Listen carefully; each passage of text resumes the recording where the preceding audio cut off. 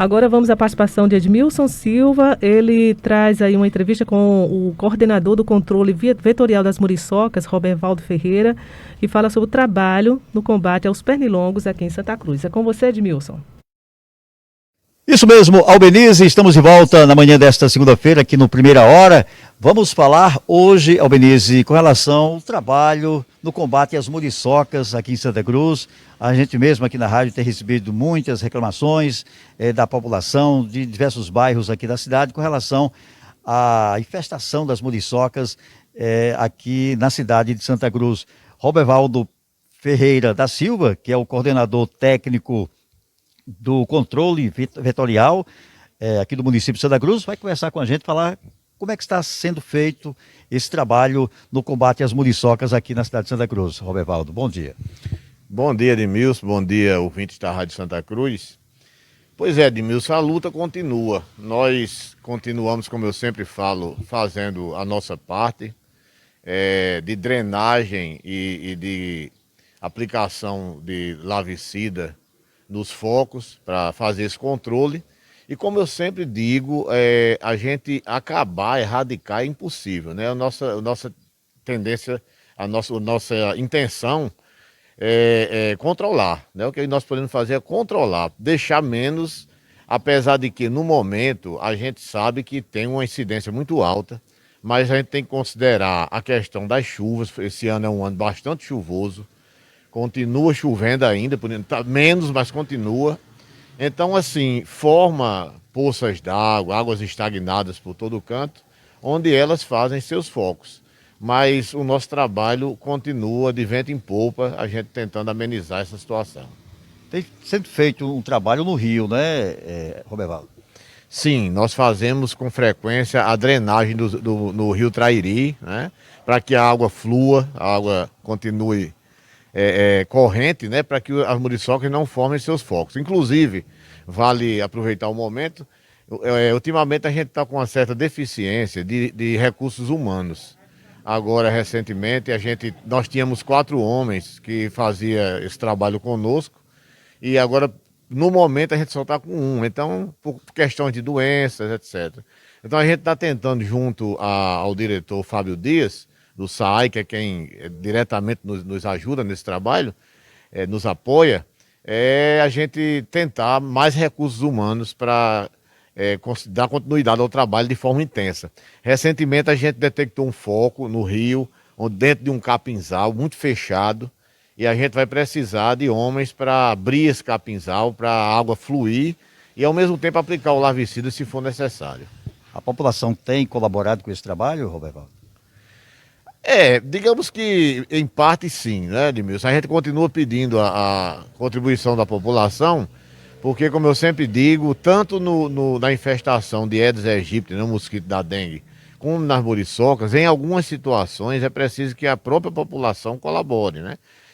Quem tem fossa, colocar uma telinha lá naquele cano, naquele suspiro, para que não dê passagem para o mosquito, para a muriçoca fazer seu foco. Quem tem água estagnada no seu muro, procurar dar um jeito de dar vazão a essa água. Então, quando a coisa está dentro de casa, é interessante que a população faça a sua parte, né? A parte externa, aí é conosco. Algumas pessoas têm estourado caixa de gordura para aguar o capim. Isso é crime, né, Roberto? Crime ambiental e que vem prejudicar a população. A gente enfrenta muito esse problema. Inclusive, a plantação de capim, claro que a gente sabe que as pessoas que criam necessitam disso, né? Tem que ter seu capinzal, etc.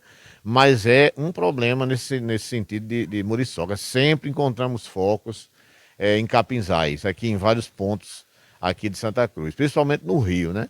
Então, assim, é interessante que pelo menos que plantem seus capins, mas que não façam isso, que não estourem fossas, porque isso é um crime ambiental que vem prejudicar não só a parte das muriçocas, de uma grande incidência, como também outras doenças, né? É um trabalho em combate a uma praga, um mosquito tão pequenininho, né, Robervaldo? Pois é, rapaz, tão pequeno, mas que perturba, né? Perturba demais. Mas, assim, essa incidência que está acontecendo agora, se nós nos reportarmos a alguns anos passados, Sempre tem. Quando é um ano chuvoso, sempre tem. Porque nós não temos aqui 100% de esgoto, né, saneado, saneamento básico, a cidade não é 100% saneada. Então tem pontos críticos, né, lugares onde tem córregos, o próprio rio. A muriçoca tem um alcance de até 3 quilômetros do lugar do foco até onde ela vai se alimentar. Então, assim, são muitos pontos críticos que nós temos aqui. O Alegre é um ponto crítico, o Rio é um ponto crítico, o Paraíso é um ponto crítico, o Maracujá é um ponto crítico, em alguns lugares evidentemente. Então, assim, é muito difícil a gente conseguir, assim, deixar como todo mundo sonha. Mas a gente está tentando, com certeza, fazer o melhor possível. Robervaldo, qual a diferença da muriçoca para o Aedes aegypti?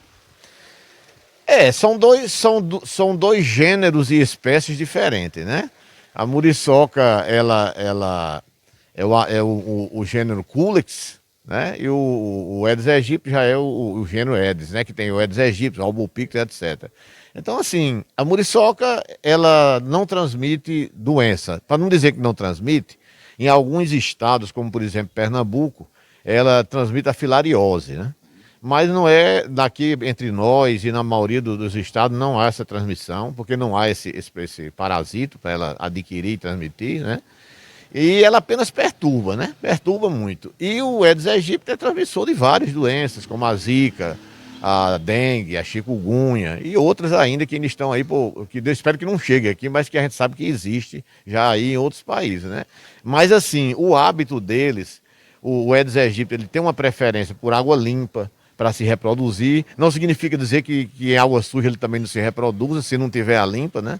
A muriçoca do mesmo jeito, sendo que ela já prefere água mais suja e também pode se reproduzir em limpa, depende, eles precisam desovar, né? Precisa da continuidade da espécie. Então, não tiver uma água, um local favorável para essa reprodução, eles estão lá botando os ovinhos dele para dar seguimento.